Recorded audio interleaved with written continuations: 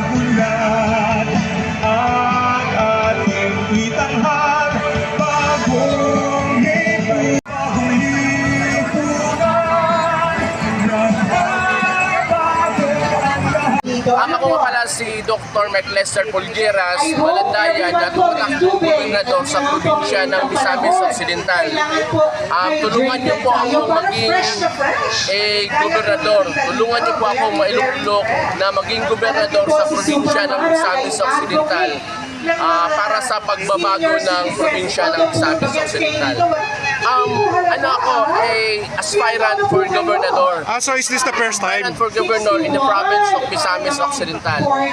This is my first time running a governor. Sige po sir, ano po yung plataforma nyo sir? About platform, lahat, mababasa naman yan, makopya, nasa internet. Ang sa akin lang, kung anong nasa isipan ko na makabubuti sa tao, lahat, sa hayop, sa isda, sa dagat, at iba pa yun gagawin natin. Sir, bakit po kayo sumusuporta po dito sa kay Mayora Mara Tamundong? Because nakikita ko kay Mayora Tamundong na merong kakayahan na tumulong sa lahat, especially sa mga mahihirap nating kababayan. Meron siyang potensyal na maging mayor ng Maynila. Mensahe po para sa ating Pangulong Bongbong Marcos. Mr. President, tulungan niyo po ako maging gobernador sa probinsya ng Misamis Occidental, and I will do all my best na maging maayos ang probinsya ng Misamis Occidental. Thank you. Maraming salamat sa inyo lahat. Thank you sir.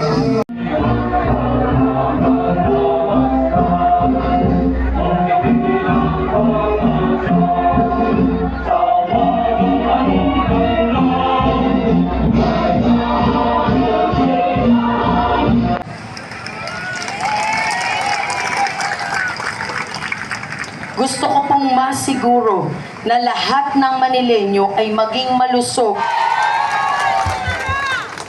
Maaaring alokin kayo na ipagpalit ang inyong daliri. Maaaring bilhin ang inyong mga daliri. Pero merong isang bagay na hindi po ninyo maipagbibili. Yun ay ang damdamin natin para sa tunay na maglilingkod sa Maynila.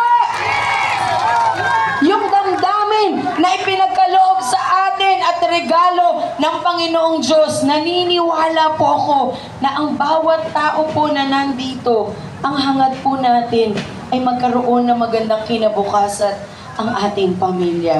Kaya sana po makita natin ang katotohanan at suporta para sa Maynila. Dahil ang gusto ko po ay maibalik pa ang dangal at tunay na anyo sa Maynila.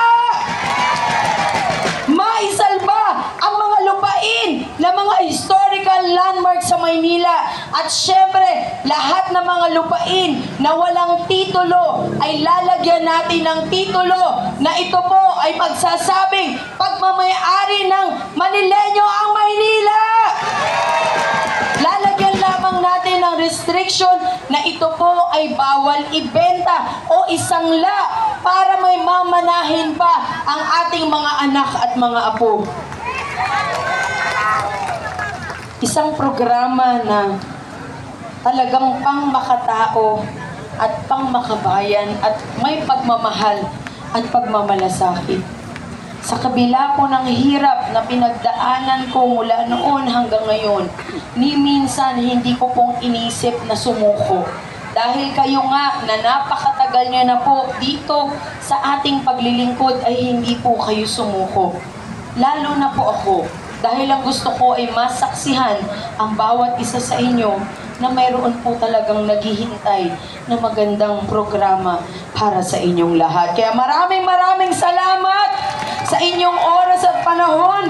At syempre, suportahan po natin ang ating administrasyon, ang ating mahal na Pangulong Bongbong Marcos sa lahat ng programa na kanyang ibababa. Kasama po natin syempre ang Bagong Pilipinas Party List na si Dr. Chairman Marlon Mendoza na napakabait at talaga namang ibinigay ang full support para sa ating team. Kaya naman kami po ay nandito para makatuwang ninyo sa lahat ng programa at masiguro na ang mga programa ay direktang matatanggap ng Pilipino! Kaya isang mensahe ang iiwanan ko para sa inyo dahil wala na po akong boses. Basta tayo'y magkasama, laging marong umagang kay ganda. Bawat sikat ng araw, may dalang liwanag sa ating pangarap. Harapin natin. Maraming salamat po. Sino ang bagong mayora ng Manila? Bagong Pilipinas Party List? Bagong Pilipinas Party List? So maraming salamat. At least na-confirm natin. Dahil kami rin po ay loyal sa ating mahal na Pangulo. Bago ko po ibigay ang aking mensahe, gusto ko rin pong sabihin sa inyo na ang tumatakbong mayora ng Manila ay super ever loyal to our President Ferdinand Bongbong Marcos Jr. Lahat po ng kanyang mga ginagawa ay nakalinya at nakaakma sa programa ng ating mahal na Pangulong BBM. Nananatili po siyang tapat. Dapat pagpipili po tayo ng pinuno, yung tapat, dahil pag hindi po tapat, baliktarin po yun. Minsan nasa kabila, minsan nasa kanan. Para pong kanggaro. Sabi niya po, balimbing, si Mara Tamundong po ay tumatayo.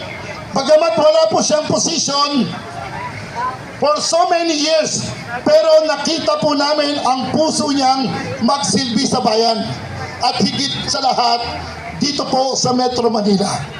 Meron po siyang vision na mapaangat po ang pamumuhay ng bawat Pilipino, bawat pamilya dito sa Metro Manila.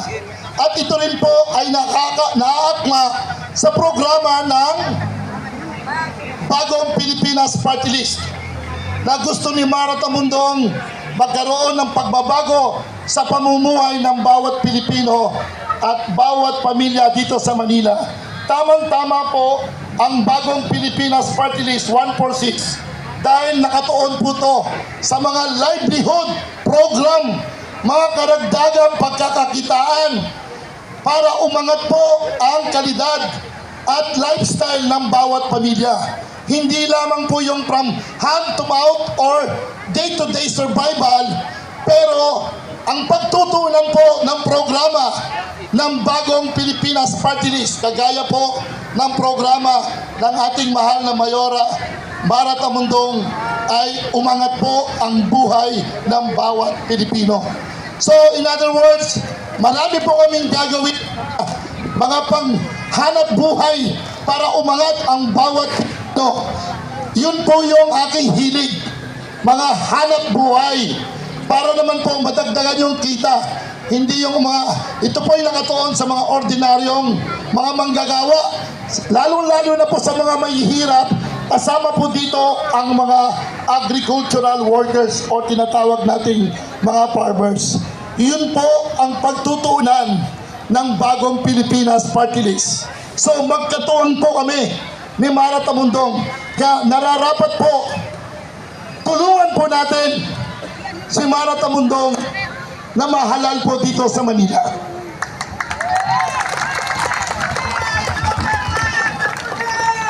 Mangyayari lamang po yan.